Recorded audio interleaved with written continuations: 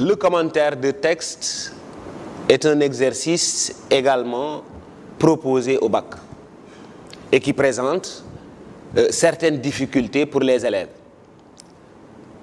Il faut d'abord noter qu'il existe deux types de commentaires. Ce qu'on appelle le commentaire composé et ce qu'on appelle le commentaire suivi. Chacun de ces commentaires obéit plus ou moins à une méthodologie, ou en tout cas, il y a certaines différences entre les deux. Commençons d'abord par le commentaire suivi. Le commentaire suivi, comme son nom l'indique, c'est un commentaire qui se fait ligne par ligne. Ou en d'autres termes, c'est un commentaire linéaire qui suit le texte dans sa logique, qui suit le texte dans sa progression. Et il se compose d'une introduction, d'un développement et d'une conclusion. Dans l'introduction d'un commentaire suivi, il faut commencer justement par la présentation ou la situation tout simplement du texte, en utilisant assez souvent le paratexte. Le paratexte, ça veut dire les indications en haut de page, mais également en bas de page, qui nous permettent d'avoir des informations par rapport au texte et qui nous permettent donc de finalement le présenter. C'est pourquoi, souvent, dans ce paratexte, vous avez le nom de l'auteur, vous avez la maison d'édition, la date de publication, et certaines indications peut-être sur la vie de l'auteur ou autre qu'on vous donne par rapport à la compréhension que vous pourriez avoir du texte. Parce que ce sont des éléments qui vous orientent souvent sur la compréhension qu'il faudrait avoir du texte. Et donc, une fois que le texte est présenté, et dans cette présentation, on doit avoir l'auteur, le nom de l'auteur, le texte d'où est tiré justement, ou en tout cas l'ouvrage d'où est tiré le texte à commenter, la nature du texte, ça veut dire il s'agit d'un poème, il s'agit d'un extrait de roman, il s'agit d'un extrait d'une pièce de théâtre, mais également la date de publication ou un ensemble d'informations, en tout cas par rapport au texte, qui permettrait de mieux faire connaissance justement avec le texte. Une fois ceci fait, il s'agira maintenant d'en dégager l'idée générale. Ça veut dire, on s'interrogera, une fois qu'on aura bien entendu lu le texte, pour se demander de quoi parle justement ce texte.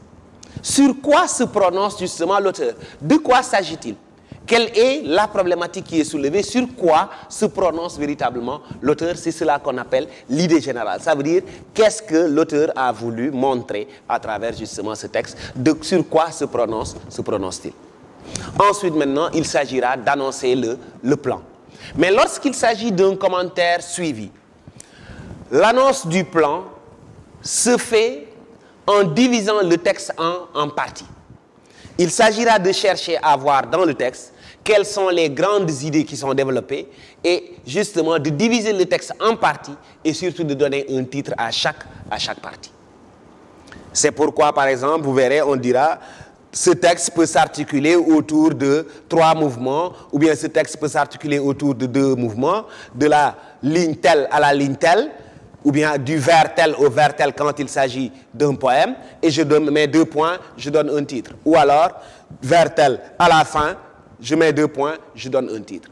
Chaque partie devra tout simplement comporter un titre et devra être nettement délimitée pour indiquer au correcteur que justement elle va de tel vers à tel vers, de telle ligne à telle ligne ou de tel mot à tel mot. Et ensuite, on donne justement un titre à ce point de là, à cette partie.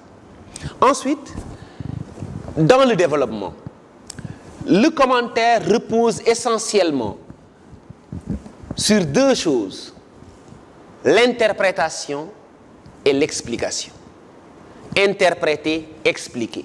En d'autres termes, le développement est le lieu où on livre sa compréhension du texte, mais également où on fait des remarques justement sur la manière dont le texte a été tout simplement composé. En d'autres termes, il s'agit d'interpréter, il s'agit d'expliquer le texte en utilisant justement les éléments par lesquels, au plan formel, l'auteur a exprimé les idées, l'auteur a exprimé justement sa pensée. C'est la raison pour laquelle l'étude du fond ne doit pas être tout simplement écartée de celle de la forme. En d'autres termes, on fait une étude simultanée entre le fond et la forme. Autant on cherchera à expliquer le fond, autant on cherchera à montrer comment est-ce que la forme a été mise au service du fond. Par conséquent, on va chercher à expliquer, à rendre plus claire la pensée de l'auteur, à en donner une lecture personnelle.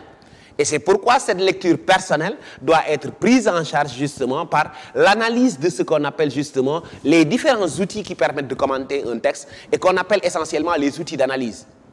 Il s'agit par exemple du lexique, il s'agit par exemple des verbes, il s'agit par exemple de la grammaire, il s'agit par exemple de la ponctuation, il s'agit par exemple des figures de style, il s'agit par exemple de tous ces éléments qui appartiennent justement à la rhétorique et qui sont les éléments par lesquels le message est véhiculé par l'auteur.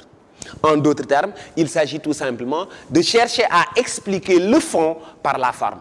Et à chaque fois qu'on fera des remarques justement sur la pensée de l'auteur, chaque fois qu'on fera des remarques sur ce qu'il a voulu dire, chercher à montrer comment est-ce qu'il l'a dit et à chercher justement à interpréter les éléments par lesquels cette pensée a été émise. L'erreur à surtout ne pas éviter chez l'élève, c'est surtout de ne pas commenter le texte, mais plutôt de raconter le texte. Souvent, vous voyez que les élèves vous disent, oui, dans ce texte, l'auteur a dit que, etc., etc. Ils se mettent à raconter le texte au lieu de l'expliquer, au lieu de l'interpréter. Dans un commentaire, il faut savoir lire entre les lignes ce que l'auteur justement a voulu dire. Il faut savoir saisir dans ce qui est dit un symptôme de ce qui est tu. Parce que justement, il y a beaucoup de choses qui sont tues, qui ne sont pas dites, qui ne sont pas flagrantes, mais qu'il faut savoir lire en filigrane, qu'il faut savoir justement déceler entre les lignes. Et c'est pourquoi il faut savoir toujours interroger le texte lui-même.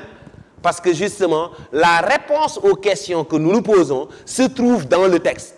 Mais il faut savoir interroger le texte, il faut savoir interpréter les outils d'analyse, il faut savoir que dans le texte, rien n'est gratuit et que par conséquent, il faut utiliser les éléments par lesquels l'auteur a émis son message pour interpréter, expliquer, clarifier justement le texte.